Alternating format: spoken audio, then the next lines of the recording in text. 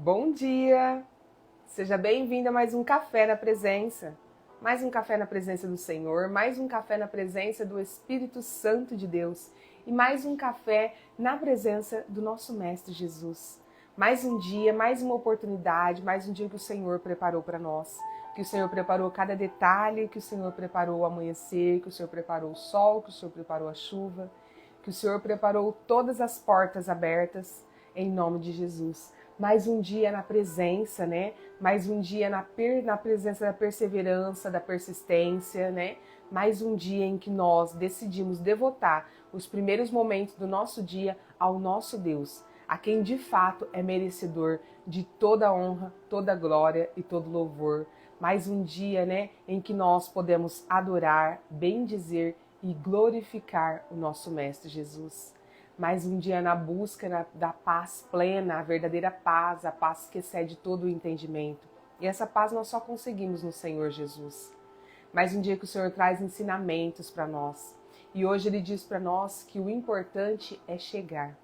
Muitas vezes a gente pensa na vitória, muitas vezes a gente acha que o bom, né, o sucesso, o agradável, o perfeito é você simplesmente vencer, é você simplesmente estar na frente. Mas acredite, o importante é você chegar. Aquela fala que diz que o importante é competir, em algumas ocasiões da nossa vida, é correta, é certa. Porque o importante é nós chegarmos. Não importa em qual lugar você chega. Não importa se você vai subir no pódio, se você não vai. Em vários momentos da sua vida você vai subir no pódio. E tem momentos da sua vida que você não vai subir no pódio. E a vida, o importante é nós chegarmos na presença do Senhor, chegarmos na conclusão, né, no cumprimento dos propósitos que o Senhor tem para nós, chegarmos todos os dias na busca pelo Senhor. O importante é, como eu sempre digo, no decorrer do caminho, da maratona, várias pessoas vão te ajudar. Você vai receber um copo de água de um ali, um incentivo de outro ali, mas isso não importa, né? São as adversidades à nossa volta. Claro que a gente vai agradecer pela água, a gente vai agradecer pelo incentivo, isso vai nos dar força para seguir em frente, mas na vida, quem vai te dar a água, o copo de água, quando você estiver cansado? Quem vai te dar ânimo? Quem vai te fortalecer as suas pernas? Quem vai te dar forças? Quem vai te dar motivação? É só Jesus. É só Deus que nos motiva. Porque se a gente depender da motivação do homem, a gente vai se frustrar. Porque as pessoas são seres humanos, né? São feitos de corpo, de carne, de osso. E a gente tem atitudes humanas. Então, muitas vezes, o que você espera é um incentivo e você vai ouvir de alguém: ai, para com isso. Ai, para com isso, para que isso? Ai, desiste, você não vai aguentar. Ai, isso não é para você. E se você se deixar comandar por essas palavras, você se deixar comandar por essas situações, você não vai chegar, você vai desistir pelo caminho. Você vai desistir pelo caminho. E nós, né, os filhos e filhas amadas de Deus, nós não desistimos. Eu sempre digo que é proibido desistir. Para o cristão é proibido desistir. É proibido você desistir, porque se você estiver no meio do deserto e você desistir, você vai ficar lá, né? Você vai ficar no deserto. E a frustração, às vezes, ela dói muito mais do que passar pelo deserto e suportar os processos. A frustração, o fracasso, a sensação de que eu poderia, né? A sensação de que eu não deveria ter parado. Então hoje que você possa começar a pensar na sua vida, o que é que você desistiu? O que é que você está fazendo, que você precisa chegar lá? Se você está fazendo um curso, não queira ser o primeiro, o importante é você concluir. Se você está fazendo qualquer coisa na sua vida, o importante é você dar o seu melhor e concluir. O importante é você fazer, né, o seu melhor, dar o que você tem para que aquela circunstância aconteça na sua vida. Não importa como ela vai acontecer. Não importa se você vai sentar em primeiro lugar, se você vai sentar em segundo, se você vai sentar em terceiro, se você vai sentar em último ou se você vai ficar em pé. O importante é que você chegou lá. O importante é que você chegou aonde tinha que ser chegado. E assim, a palavra diz que os últimos serão os primeiros, né? Então, às vezes na sua vida, você vai chegar em último. Mas o propósito que Deus tem para você vai fazer de você o primeiro num piscar de olhos, vai fazer de você o primeiro em alguma circunstância, vai fazer de você o primeiro em alguma ocasião.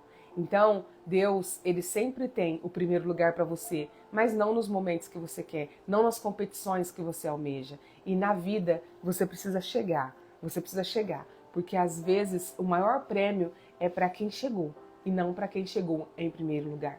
Então, a gente às vezes tem pessoas que faz qualquer coisa, né, para vencer qualquer coisa. A competitividade, ela é algo positivo, mas precisa ter equilíbrio. Tudo na vida precisa ter equilíbrio, né? Então, tem pessoas que ela é tão competitiva que ela não se dá conta das coisas que ela se submete para que ela possa vencer. Ela se submete com as pessoas, ela se submete em relação ao seu corpo, ela se submete em relação a Deus, ela se submete em relação à sua família, ela se submete em relação ao seu trabalho, ela se submete em relação à vida, né? Ela não se dá conta de tudo que ela está, né, colocando ali, de tudo que ela está entregando ali, o seu melhor, enquanto o seu melhor deveria ser entregue a Deus, enquanto o seu melhor deveria ser entregue ao Mestre, né? Ao nosso Mestre Jesus. Todo o seu tempo, o melhor tempo, deveria ser devotado a Deus. Porque quando você devota, você busca primeiro as coisas de Deus, né? A justiça de Deus, todas as outras serão acrescentadas, né? Então, assim, ó, Deus faz de você chegar em último lugar, mas se sentir o vencedor. Essa é a sensação, isso é caminhar com Deus.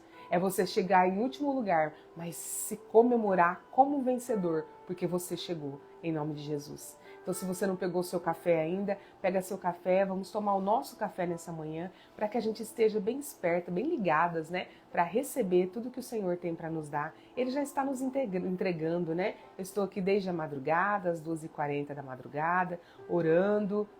Oro sempre pelo café na presença, por todos vocês que aqui estão, por aqueles que ainda virão, que eu nem sei quem são, e por aqueles que eu passarei por toda a minha vida sem saber quem são. Mas o que importa é que eu seja no Café na Presença um instrumento de Deus, para que Ele possa ministrar em mim, ministrar através de mim, me usar para alcançar as almas que Ele almeja, as almas que Ele quer.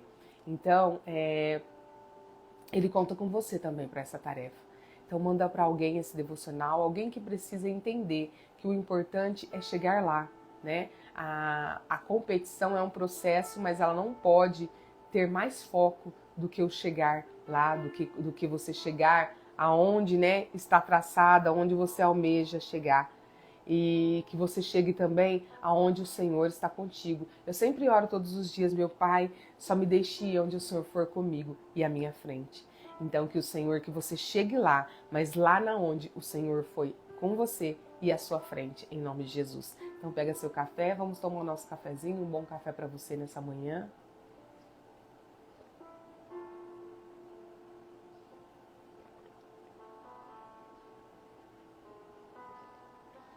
A presença do Senhor, ela nos garante que nós vamos chegar. A presença do Senhor, ela nos garante que nós seremos fortalecidos quando nós fraquejarmos. E é disso que nós temos que nos beneficiar. Se você está no momento agora de fraqueza, no momento que as suas pernas não aguentam mais, que você diz que não vai conseguir dar mais nenhuma passada, lembre-se que o Senhor é contigo. Lembre-se que o Senhor, Ele te carrega. É Ele que te leva nos braços quando as suas pernas não conseguirem caminhar mais, não conseguirem correr mais, não conseguirem mais irem em direção ao objetivo. Então que nessa manhã você possa realmente abrir o seu coração e se entregar ao Senhor e dizer para Ele, né, qual é o caminho que você está tomando, se é o caminho certo, porque às vezes você não está chegando lá porque você tomou um desvio, você fez um caminho diferente, você não está usando, né, o GPS espiritual, o GPS divino, que é o Espírito Santo de Deus, que está a nosso serviço, à nossa disposição para reprogramar a nossa rota, para reconduzir o nosso caminho, para dizer diretamente aonde nós devemos ir, por onde nós devemos passar, pelo caminho mais longo, pelo caminho mais curto, pelo caminho mais tortuoso, pelo caminho mais leve. É o Espírito Santo quem nos conduz, mas a gente precisa ligar esse GPS espiritual. E como que a gente liga isso? Buscando intimidade e proximidade com Ele. fazendo amizade, né, com Deus, com o Espírito Santo. E como eu faço isso? Buscando estar na presença deles. Todas as manhãs, quando a gente está aqui, quando a gente senta nessa mesa, a gente os convida, né, para estar conosco. A gente está buscando intimidade, proximidade, para que nós possamos ouvir realmente a voz do Espírito Santo quando ele disser para nós, vira para a direita, vira para a esquerda, a 300 metros vira à direita, a tantos metros vira à esquerda, retorne, retroceda, esse caminho não é por aí, é por aqui, e assim vai, e assim vai. Então a gente precisa buscar todos os dias. Vamos fazer a nossa oração para agradecer por mais esse dia que o Senhor preparou para nós, por mais esse dia de oportunidade em que nós possamos recomeçar, fazer diferente, ligar o nosso GPS espiritual para que ele reprograme a nossa rota, se nós estivermos indo pelo caminho errado, para que ele conduza o nosso caminho, para que ele confirme se o caminho que nós estamos indo é o certo, em nome de Jesus. Senhor meu Pai, Mestre Jesus, Espírito Santo de Deus, bom dia. Que bom que vamos passar o dia juntos. Sejam bem-vindos à nossa casa, à nossa vida, ao nosso lar. Sejam bem-vindos ao nosso coração, Senhor. Obrigada porque o Senhor é bom, a sua misericórdia dura para sempre. Espírito Santo de Deus, amigo, consolador, seja o nosso GPS espiritual, que nessa manhã possamos buscar mais intimidade contigo, para que possamos ouvir audivelmente a sua voz a nos dizer qual rota devemos tomar, qual caminho devemos seguir, em nome de Jesus. Senhor meu Deus, que nós possamos nesse dia colocar os pés somente onde o Senhor preparou para nós. Espírito Santo, seja o nosso direcionador. Senhor, só nos deixe ir aonde o Senhor for conosco e à nossa frente, como fizestes com seu servo Moisés e o povo de Israel, né, que deixou o Egito rumo à terra prometida. Nós estamos, Pai, caminhando rumo à terra prometida. Isso é o que nós almejamos. Então conduza, seja a nossa coluna de fumaça durante o dia e a coluna de fogo durante a noite, em nome de Jesus. Espírito Santo de Deus, dai-nos discernimento, sabedoria, compreensão, para que possamos entender a palavra do Senhor, que a palavra possa saltar aos nossos olhos e direto ao nosso coração, e que lá ela seja terra fértil, que o nosso coração seja uma terra fértil, onde essa palavra seja semente, ela possa germinar, brotar, crescer, florescer, dar bons frutos, se tornar uma árvore frondosa, em que muitos possam se beneficiar dos nossos frutos, da nossa sombra, dos nossos galhos, das nossas folhas, das nossas seivas e de tudo mais que nós possamos proporcionar em nome de Jesus. Amém. Glória a Deus, né? Vamos fazer a leitura desse nosso devocional nessa manhã, dessa palavra de reflexão, né? Esse testemunho que tanto nos edifica todos os dias, em nome de Jesus. O importante é chegar. Em Isaías 40:31 diz assim: mas os que confiam no Senhor renovam suas forças, voam alto como águias, correm e não se cansam, caminham e não se desfalecem. Em nossa jornada por esta vida na Terra, é impossível que em algum momento não venhamos a ser assolados pela sensação de esgotamento físico ou emocional. Por isso, todos nós precisamos em algum momento ter nossas forças renovadas e a mente refrigerada para estarmos preparados para mudanças que pela frente. Mudanças que virão pela frente. Há alguns anos, realizamos uma corrida beneficente em um de nossos projetos sociais e decidi participar do trajeto de 10 quilômetros, em que a maior diversidade era a temperatura. Afinal, a corrida aconteceu no mês de dezembro. Lembro-me de que, em razão do calor, o cansaço era bem grande, mas algo dizia à minha mente: não desista, não desista. E assim foi, até concluir o percurso. Mesmo não chegando em primeiro lugar, eu perseverei até o fim e conquistei aquilo que almejava. Naquele dia, aprendi que o cansaço não poderia me impedir de alcançar os meus objetivos, desde que eu me mantivesse focado no destino e na meta estabelecida. Enquanto corria, buscava forças de todos os lugares possíveis em meu corpo para não desistir. Em alguns trechos, havia pessoas com um pequeno copo de água para que eu pudesse saciar a minha sede e me refrescar. Também aprendi que, diante de desafios, sempre haverá alguém para nos ajudar a impulsionar. Muitas vezes, não temos noção do nosso potencial e acabamos desanimando ou até mesmo desistindo antes de encarar os desafios. A verdade é que podemos ir muito mais longe. Tudo o que precisamos é não desistir. Ainda que as nossas forças internas esgotem, precisamos confiar que não estamos sozinhos, pois em Deus somos renovados e impulsionados a ir adiante. Confie, acredite e não desista. A chegada valerá muito a pena.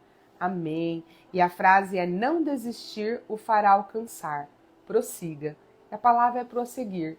Então, que a gente possa hoje entender que desistir não faz parte do processo. Desistir não é, uma das características do cristão. O cristão ele é perseverante, ele é persistente, ele não desiste. Ele não desiste da sua busca por intimidade com Deus, ele não desiste da sua busca por proximidade, ele não desiste de estar com Deus todos os dias, ele não desiste dos seus projetos, ele não desiste porque está passando pelo deserto ou porque está passando por um processo difícil.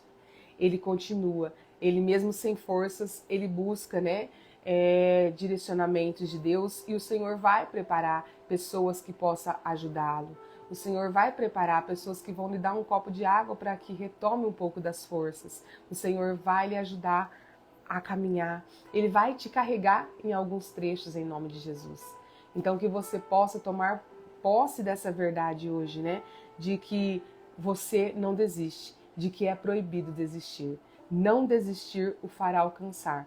Você não vai alcançar se você não desistir. Outra pessoa não pode carregar por você, outra pessoa não pode levar você diretamente à linha de chegada, a não ser o nosso Mestre Jesus. Mas Ele faz questão de que nós passamos pelos processos, para que nós cheguemos na linha de chegada fortes, curados, para que nós possamos curar, para que nós possamos ser usados na cura de outras pessoas. E é isso que o Senhor está fazendo com você. Ele não está fazendo você sofrer, Ele está te fortalecendo, Ele está te moldando, Ele está te forjando. Sabe que um diamante, ele é um carvão, uma pedra bruta. E ela precisa ser lapidada. E lapidar dói. Imagina, lapidar dói. As ferramentas são pontiagudas, às vezes precisa do fogo, às vezes precisa de várias batidas. E o lapidar dói. O lapidar sangra, o lapidar sai faísca, o lapidar sai lascas, o lapidar sai pedaços mesmo da gente. Mas o Senhor está tirando os pedaços, rejeitando aquilo que não pertence a Ele, está rejeitando aquilo que te impede de brilhar, de ser o diamante que Ele fez, o diamante que Ele fez, que Ele programou, o diamante que Ele planejou antes mesmo do ventre de nossas mães, de sua mãe, de minha mãe, em nome de Jesus. Então que Ele possa hoje ser mais um dia para que Ele possa nos lapidar, que hoje possa sair mais uma lasca, que hoje pode sair mais um pedaço e o diamante possa muito em breve, e vir à tona e brilhar, ter a função dele, que é ser uma joia rara em nome de Jesus. É isso que a gente tem que entender e para isso a gente precisa prosseguir em nome de Jesus. A palavra de hoje está em Gênesis 38, que a gente possa refletir sobre essa palavra, ler sobre essa palavra, meditar sobre ela, porque devocional tem palavra, porque a palavra é o manual da vida, A Bíblia é o manual da vida e o Senhor fala conosco através da palavra. Então talvez o Senhor não está falando com você porque você não está ouvindo, você não está fazendo o que precisa ser feito, você não está lendo a palavra e é na palavra que Ele quer falar com você nessa manhã. Em nome de Jesus, Ele usa testemunhos para falar com você, Ele já usou testemunho e Ele quer usar a palavra também para te dizer que é para você não desistir, que o importante é você chegar lá. O importante é você chegar lá, não importa de qual forma, porque o Senhor vai te restaurar, o Senhor vai te fazer novo de novo no processo, o Senhor vai fazer você chegar lá da forma que você precisa chegar. Se você vai chegando lá, você vai brilhar, ser a joia rara, Ser o diamante que o Senhor fez. Ainda há lascas para serem tiradas, ainda é preciso passar pelo fogo. Você está sendo forjado, mas Ele vai te transformar no melhor dele. E o Senhor não erra, o Senhor não faz nada errado, nada equivocado. Ele só faz coisas maravilhosas. Ele só faz criações extraordinárias e sobrenaturais. Olha à sua volta e veja tudo que o Senhor já fez. Você acha que Ele vai deixar lascas em você? Ele vai deixar pedaços? Ele vai? Não, o Senhor não vai. Mas você não pode desistir. Você não pode parar, você não pode entregar os pontos, você precisa prosseguir. E uma das formas de você prosseguir é estar na presença do Senhor. Não deixe para depois, não deixe para amanhã o seu momento com Deus. Faça, crie, se você não tem ainda um lugar específico para você falar com Deus, a gente chama de secreto, né? Faça esse lugar específico para você falar com Deus, porque Ele te espera todos os dias, Ele me espera todos os dias nesse lugar para falar comigo. Não que Ele não esteja comigo em várias circunstâncias, mas o momento da gente conversar, Ele está aqui. Ele está aqui nesse lugar para falar comigo, para poder me fazer pensar, para poder me fazer refletir, para me abastecer, para me fortalecer. E é o mesmo que Ele está fazendo com você. Ele quer fortalecer a sua fé nesse dia. Ele quer, quando Ele diz para você que o importante é chegar lá, é mais um combustível para a sua fé. Porque às vezes você está se sentindo inútil, você está se sentindo fracassado, você está se sentindo incapaz, porque você não está em primeiro lugar, porque você não está na liderança, você não está nas cabeças, você não está nas primeiras classificações. Não importa. O importante é você chegar lá, em nome de Jesus. E hoje nós vamos ver a história de Judá e Tamar. Em Gênesis 38, diz assim: Aconteceu que nesse tempo, Judá se separou dos seus irmãos e foi morar na casa de um homem de Odolã, que se chamava Irã. Ali Judá encontrou a filha de um cananeu chamado Suá, casou-se com ela e a possuiu. Ela concebeu, deu à luz um filho e o pai o chamou de Er. Outra vez ela concebeu e gerou um filho que chamou de Onã. Quando estava em Quezibe, engravidou novamente e teve um outro menino, que chamou de Selá. Mais tarde, Judá casou Er, seu filho primogênito, com uma mulher chamada Tamar. O Senhor Deus reprovou severamente as contínuas atitudes perversas de Er, o filho mais velho de Judá, praticava, e por esse motivo o fez morrer. Então Judá orientou Onã: vai à mulher de teu irmão, cumpre com ela o dever de cunhado, casa-te com ela e suscita uma posteridade a teu irmão. Ora, Onã tinha consciência de que o filho que nascesse não seria considerado como seu. Por isso, cada vez que tinha relações sexuais com a viúva do seu irmão, ele deixava que o esperma caísse no chão para que seu irmão não tivesse descendentes por meio dele. O Senhor ficou irado com a atitude desobediente e egoísta de Onã e o matou também. Então Judá pediu a sua nora Tamar: volta à casa de teu pai e mora lá como viúva, até que meu filho Selá se torne adulto, porquanto temia que ele viesse a morrer por algum motivo como ocorrera com seus irmãos. Sendo assim, Tamar voltou a residir em casa de seu pai. Passaram-se muitos dias e a filha de Suá, a esposa de Judá, morreu. Quando Judá encerrou seu luto, foi até Tina com seu amigo Ira, o Odolamita, a fim de observar os trabalhadores da tosquia de seu rebanho. Esse fato foi comunicado a Tamar. Eis que teu sogro sobe a Tima para acompanhar a tosquia de suas ovelhas. Então ela trocou de roupa, abandonando as roupas próprias de viúva, cobriu o rosto com um véu com a intenção de não ser reconhecida e foi sentar-se à entrada da cidade de Enaim, que fica no caminho para Tina. Ela agiu dessa maneira porque percebeu que, embora Selá já tivesse se tornado adulto, ela ainda não lhe tinha sido oferecida em casamento. Assim que o avistou, Judá pensou que fosse uma prostituta, pois ela havia ocultado seu rosto. Não percebendo que se tratava de sua nora, dirigiu-se a ela à beira da estrada e a convidou: vem, deixe-me possuir-te. Porquanto não podia imaginar que aquela mulher fosse sua própria nora. E a mulher indagou: que me darás para coabitares comigo? Ao que ele replicou: eu te mandarei um cabrito do meu rebanho. Todavia ela retrucou: sim, se me deres um penhor de garantia até que o mandes. E ele questionou: ora, que garantia queres que te deixe? E a mulher prontamente lhe pediu: o teu selo com teu cordão e o teu cajado que seguras. Então Judá entregou os objetos solicitados e seguiu com ela. Tiveram relações sexuais e naquele mesmo dia ela engravidou de Judá. Tamar retornou para sua casa, retirou o véu e voltou a colocar a mesma roupa tradicional de viúva. Mais tarde, Judá mandou o seu amigo Ira levar o cabrito prometido e trazer de volta os objetos que havia deixado com a mulher, mas Ira não a encontrou. Então perguntou aos homens de Enaim: onde está aquela prostituta mística que costumava ficar na beira do caminho? Mas os homens responderam: jamais houve uma prostituta mística nessa cidade. Ira voltou, pois junto a Judá ele reportou: eu a procurei, mas não me foi possível encontrá-la. Também os homens do lugar me asseguraram que jamais viram uma prostituta mística ali. Então Judá concluiu: que ela fique com tudo, que não zombe de nós, pois eu enviei o cabrito, mas tu não achaste. Passados uns 3 meses, foram levar notícias a Judá. Eis que tua nora Tamar prostituiu-se e ficou grávida por causa de sua má conduta. Então Judá ordenou: tirai-a para fora de casa e que seja queimada viva. Assim que a agarraram, ela mandou dizer a seu sogro: sim, estou grávida do homem a quem pertence isto. Vê se o Senhor reconhece a quem pertence este selo, este cordão e este cajado. Judá os reconheceu e declarou: ela é mais justa do que eu, porquanto não cumpri minha palavra, dando-a como esposa a meu filho Selá.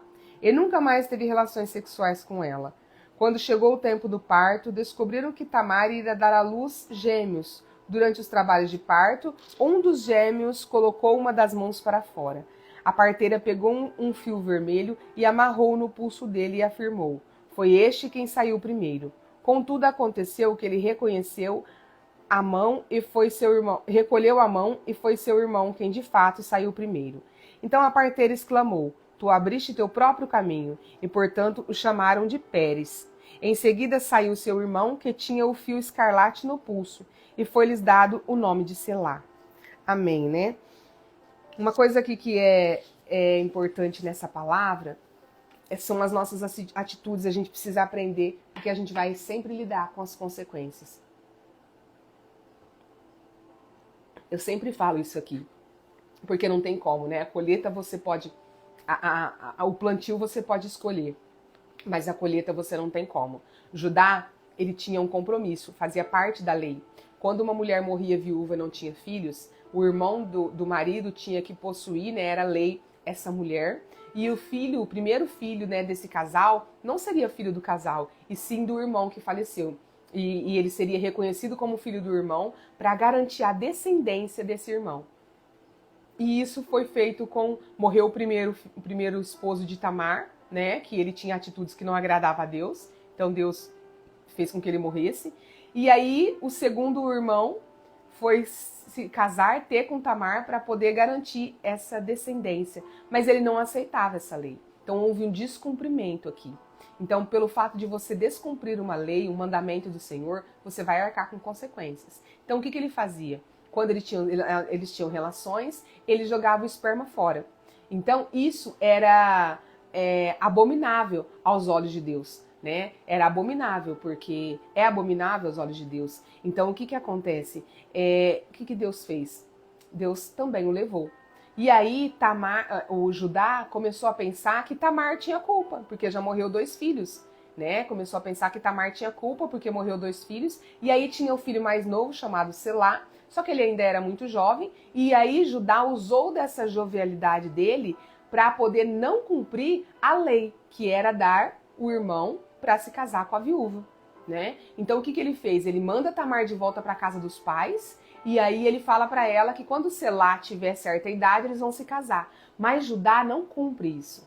E Tamar começa a ser uma mulher, o que acontece? Naquela época, uma mulher rejeitada, uma mulher viúva, uma mulher que não ia ter quem ia ser por ela nessa vida. Né? Ela não tinha. Então ela estava largada, ela estava amaldiçoada, estava condenada.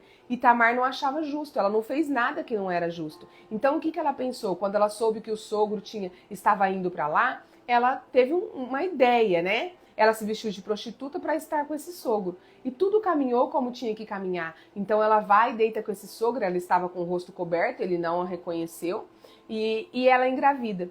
E para eles poderem deitar, né, ele quer pagar ela com cabrita, ela fala que tudo bem, mas que ele tem que deixar uma garantia.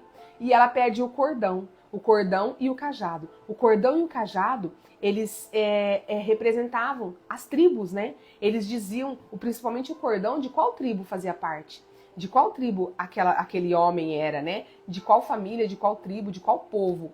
Então ele tinha um símbolo muito grande. Outra pessoa não tinha como ter um cordão igual. Não tinha como ter um cordão semelhante. Então ela pede para que ele deixe o cordão e o cajado. E ele faz isso. Então depois que eles deitaram, ela não era prostituta, ela volta para sua vida, né? Para suas roupas de viúva, até que ela começa a barriga crescer.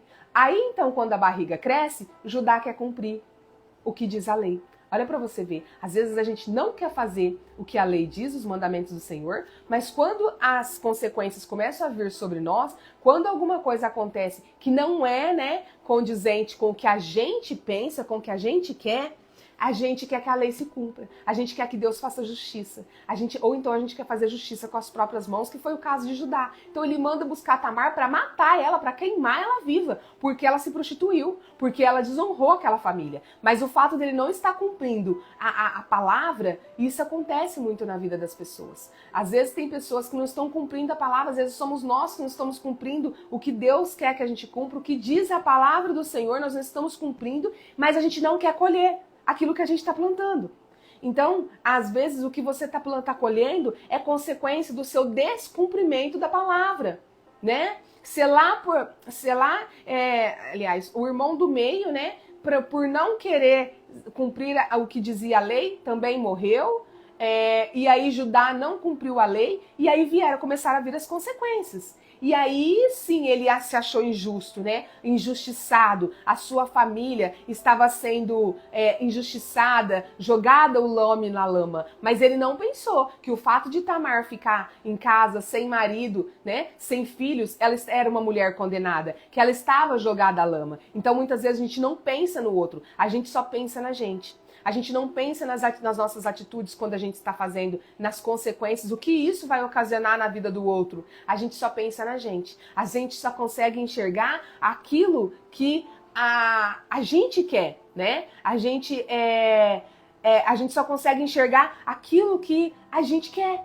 E é isso mesmo, né, Daiane? É bem isso. Deus, ele vai dando aí chibatadas na gente a todo momento ali, ó. Mas é para que a gente possa, né, estar na presença mesmo do Senhor. Para que a gente possa entender e aprender. As chibatadas, na verdade, elas é uma forma de lapidar. Quando você vai lapidar uma pedra bruta, vários, né, punhal, não sei como chama as ferramentas, mas que são ali batidas naquela pedra, martelo, várias coisas, ela vai no fogo, e o fogo, até que todas aquelas lascas tire e o diamante saia do meio do carvão.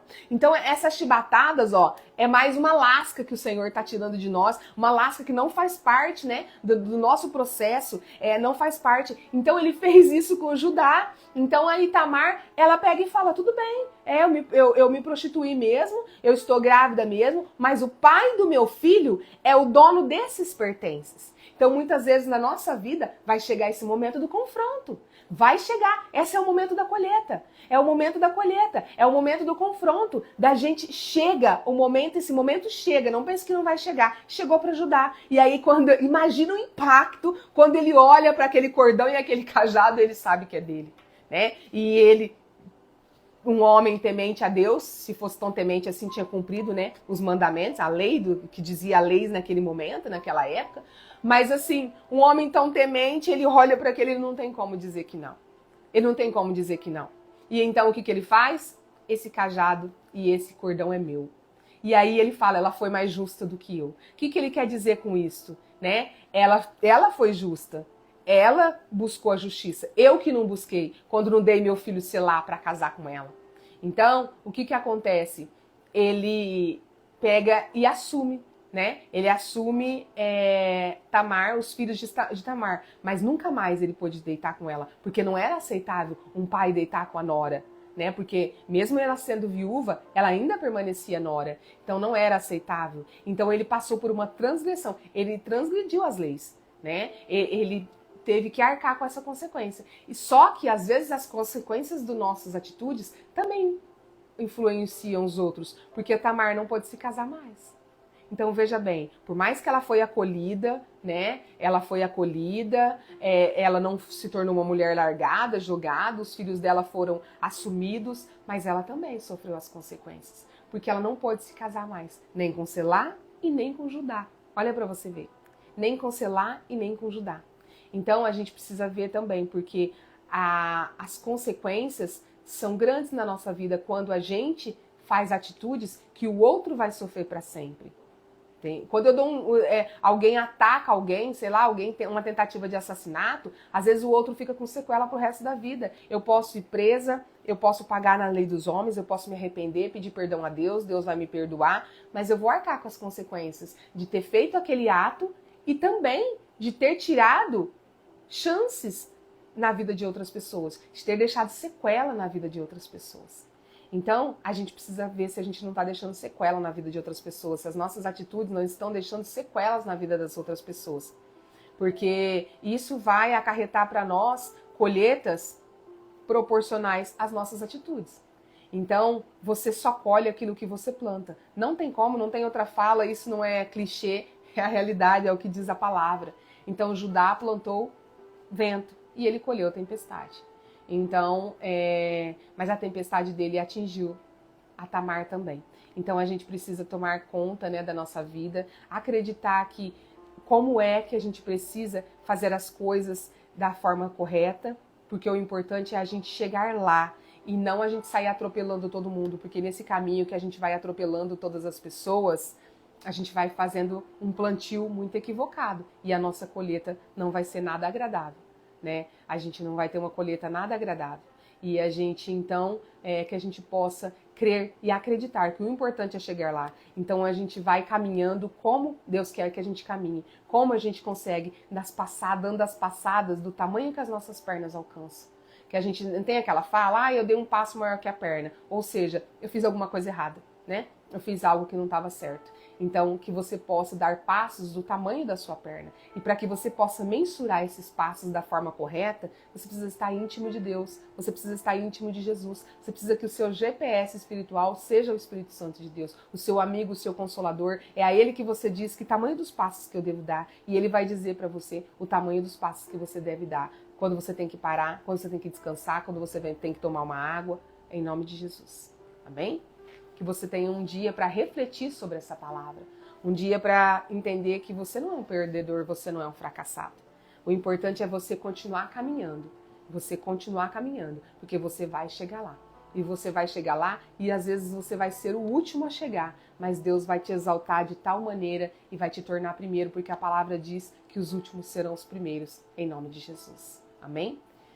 Pai amado, Mestre Jesus, Espírito Santo de Deus, obrigada por essa palavra, por esse ensinamento tão grandioso e tão poderoso, Pai. Que essa palavra continue a borbulhar, fervilhar no nosso coração. Que ela continue, Pai, até germinar, até brotar, até crescer, até florescer. Que a gente possa transbordar essa realidade e que a gente possa entender, Pai, que a colheita, não tem como eu escolher. Eu tenho como escolher o meu plantio, Pai. Então, se agora é hora de plantar, Pai, que eu escolha melhor as minhas sementes, em nome de Jesus. Pautadas, Pai, na sua palavra, nos seus desígnios, nos seus mandamentos. Que o Espírito Santo seja o meu GPS, que ele seja o meu direcionador, que ele seja aquele que diz para mim, planta essa, mas não planta essa. Em nome de Jesus. Que assim seja. Amém. Que vocês tenham um dia extraordinário na palavra do Senhor. E lembre-se, né, daquele conselho que eu dou para vocês todos os dias. Eu vou sair agora da sua mesa, mas o Senhor está aí, Ele permanece. Diz para Ele, pergunta para Ele o que é que você está plantando de errado, o que foi que você desistiu, que você precisa retomar, o que foi que você precisa desacelerar, o que foi onde é que você precisa entender que o importante é você chegar e não sair atropelando a todos para ser o primeiro, em nome de Jesus. E que é que você tem que aceitar que nesse processo você precisa apenas chegar lá e não ser o primeiro.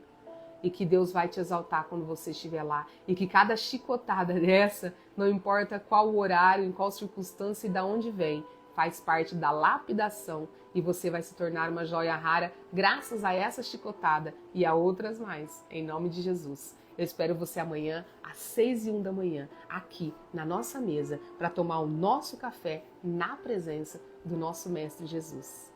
Amém? Um bom dia para você e até mais.